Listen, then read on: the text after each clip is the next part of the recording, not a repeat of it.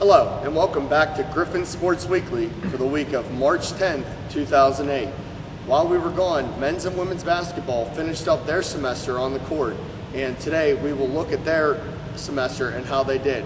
We will also sit down with head men's baseball coach Mark Marizaldi to discuss the baseball upcoming season and sit down and have a talk with Jordan Thomas, the point guard for your Griffins men's basketball team.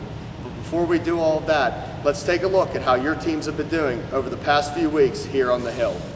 The women's softball team went 1-3 over the past 2 weeks with losses at Bellarmine, wins at Montreat, and a back-to-back loss at Glenville State and Tusculum. Your men's baseball team went 0-4 over the week after a trip to Flagler University. They lost in the first day on a doubleheader with the scores of 10-4 and 9-3. Mike McCarthy, Brandon Whitfield, Andrew Kirsch, and Matt Musiak each had 2 hits in Game 1, and in Game 2 it was led by Dave McCarthy and Mike McCarthy, who had 5 of the Griffins' 6 hits. On Sunday, March 2nd, they also dropped another doubleheader at Flagler University by the scores of 3-2 and 9-5. Dave McCarthy singled and had a solo home run in the first game, and Brandon Whitfield collected a pair of hits for the Griffins. In the second game, the Griffins jumped out to a 5-1 lead, but behind 3 errors and a silence in the bats, the Griffins fell 9-5. The men's lacrosse team had the most successful week by far here on the Hill by going 3-1 while defeating Briarcliff, St. Andrews, Pace University before losing to the number 4 team in the nation, C.W. Post. Justin Menifee had 6 goals and 1 assist in the Briarcliff win, while in St. Andrews, goaltender Corey Struss picked up 19 saves. Justin Menifee also led the offense for the Griffins against Pace University when he had 2 goals and 1 assist, while Ben Petchel, Chris Horgan, Dave Roberts each had a goal and assist for the Griffins. The women's lacrosse team went 0-2 this past weekend with a 20-4 loss at Belmont Abbey and a 19-9 loss at Queen's University. Over the 2 games, Kate Worthington was the leading scorer with 6 goals and 1 assist.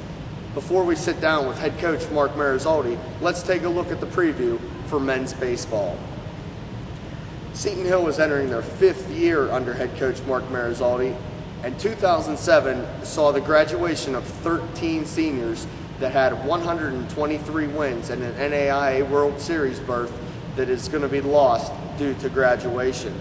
The 2018 leads a mix of experience and youth that will hope to take Coach Marizaldi to the top of the WVIAC.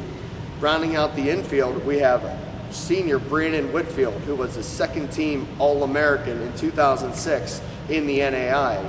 He did not participate in competition last year in 2007 because of a hurt knee. Mike McCarthy will come back as the team's leading hitter. He was first-team All-WIVIAC and hit .388 with a .508 on-base percentage and 28 stolen bases. Jason Creighton and Mark Henry also come back for the Griffins, hitting .304 and .364 respectively. Mark Henry was also second on the team in hitting, and he had 28 RBIs. The outfield is going to consist of senior Matt Musiak. The leader coming back for the Griffins poses a .261 average and 16 RBIs. On the Hill, the Griffins will have to replace a lot of lost leadership with 220 innings lost due to graduation. Matt Nelson will come back as the team's ace, where he racked up a Seton Hill record 10 wins last season, and he is also the team's all-time leading pitcher with wins with 23. Matt McCartney will also look to carry some of the load after his 5-0 record last season. Behind the plate, the Griffins will look heavily to Daryl Kuntz and his .253 batting average from last year after losing catcher Pat Treadle due to arm surgery. The freshman class saw Coach Marizaldi bring in 14 freshmen, which include Jared Littler, Paul Arce, DJ Cannon, Dan Asphalt, Rick Rary, Matt Schwarzmiller, Brian Moorheit, Chris Tushak, Pat Cole, Matt Whiteman, Dave McCarthy, Kyle Brooks, Ed Lynch, and Anthony Allegory. Now I'd like to bring in Coach Marizaldi, ask him how the season's going to go. Coach Marizaldi, thank you for coming on today. Sure, thanks for having me. It's good to see you.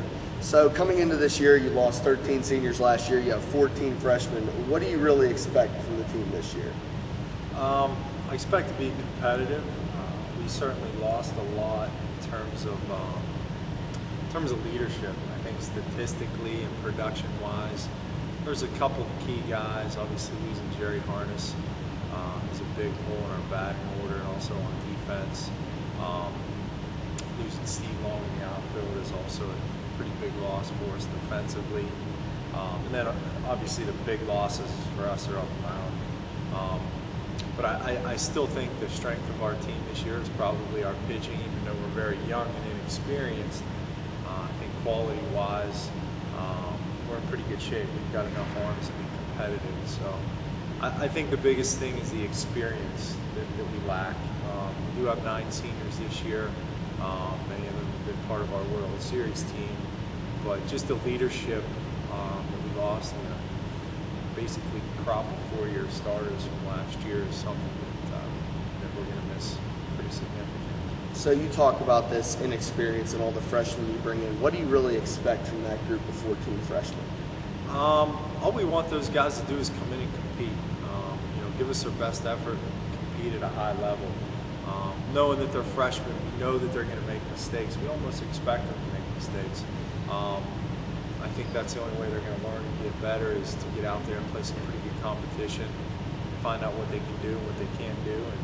And so far, we've gotten pretty good efforts and actually pretty good performances from our young guys too, especially on the mound. Our freshman pitchers have done a great job going out and competing for us. And it's pretty exciting to think about how good that crop of kids is going to be over the next couple of years. So we know we've had success in the NAI level, moving to the NCAA and the WIVIAC. Where do you think Seton Hill, not only this year, but in the next couple of years, is going to stand in that conference? Well, I think in baseball, what you're going to find is us being kind of right in the middle of the pack, like most of our other sports, at least for the first couple of years. I know with basketball and soccer and some other schools, we're kind of feeling our way out to get a feel for the level of competition in the WIVIAC. And I think we're jumping into it competitive in the middle of the pack. And I think baseball, like all the other sports, once we get a feel for it, we'll start to move up towards that top third of the conference. I don't think that it's much of a jump for us going from the NAI, American Minis Conference, to the WBIC in baseball. We're coming from one of the biggest conferences in the country at the NAI level into one of the biggest conferences in the country at the D2 level. I think the other thing that we have as an advantage is that we've traditionally played a Division II non-conference schedule the last couple of years. We've played West Liberty, we've played Wheeling Jesuit, we've played Alderson Broad, so we're not going to be shocked by what we see in the WIVIAC. And also a lot of the PSAC schools that are in our region played those guys too and had some success against them. So I think we'll be competitive based on the fact that we're used to that level of competition. Do you think playing the WIVIAC schedule this year, not being able to make the playoffs, is going to help this team next year and help you as a coaching staff really prep for those types of teams? No, actually, I think it's detrimental. There's no positive in not being able to make the postseason, whether it's just saying, well, we get a feel for it this year even though we can't make it. I don't think that's beneficial at all. I think if we were eligible for the postseason, getting to the postseason in the first year, nothing could be more beneficial than that. Obviously, we don't have that opportunity. I think we'll get a feel for some of the other teams, maybe start to develop some good scouting reports and things like that, which will benefit us down the road. But I'm not a big fan of just kind of feeling our way out the first year without playing in the postseason. I think if we had that chance, we'd have to try to take advantage of that to benefit us down the road. So before we let you go, if you could pinpoint one thing, what would that one thing be for this team to be successful this year? I think it's believing in themselves. I think we've had a lot of talent on our team the last 2-3 years, but talent's only going to get you so far. And I think with baseball being such a mental game and us being a young team, we're having a lot of trouble understanding how to play the game mentally at an even level. So I think once our kids start to believe in themselves and play with confidence, I think that's going to be the difference maker for us. Our talent is there. It's just learning how to play the mental game of baseball at this level is what's going to put us over the hump. All right, Coach. Well, thank you for coming on today, and good luck the rest of the season. Thank you, Corey.